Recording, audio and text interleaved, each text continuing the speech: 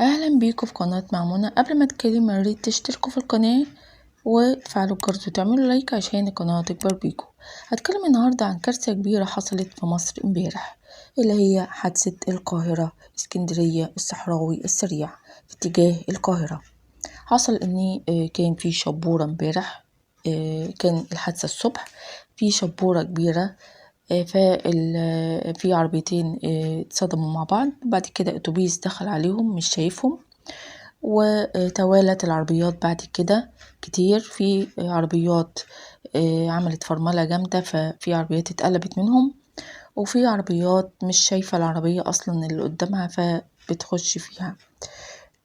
في كم العربيات ده كانوا 40 عربية بيقولوا في الحادث. 29 عربية احترقت. فحصل لما الأتوبيس دخل على العربيتين الأولانيين حصل انفجار، بيقولوا فيه خزان وقود. بيقولوا ان الاتوبيس احتمال يكون شغال بالغاز، ف يعني النار مسكت في العربيات. عربيات كتير، 29 عربية محترقة. حصل وفاة طبعا، 34 متوفي ربنا يرحمهم، و66 مصاب.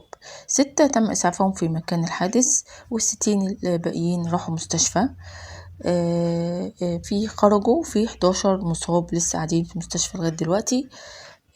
وفي منهم كمان 6 في العناية المركزة، ربنا يشفيهم.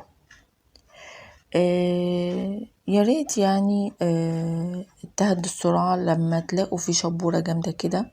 يا ريت الناس اللي راكبة العربيات تخاف على نفسها وتخاف على الناس اللي حواليها، ويهدوا السرعة ويولعوا النور الخلفي للعربية. وخلوا بالكم، ربنا يحفظ مصر والمصريين. والحلقة كده خلصت، وياريت تشوفوا الحلقات القديمة بتاعتي وتتابعوني وتتفرجوا على الحلقات الجديدة بتاعتي اللي جاية. وما تنسوش تشتركوا في القناة وتفعلوا الجرس وتعملوا لايك.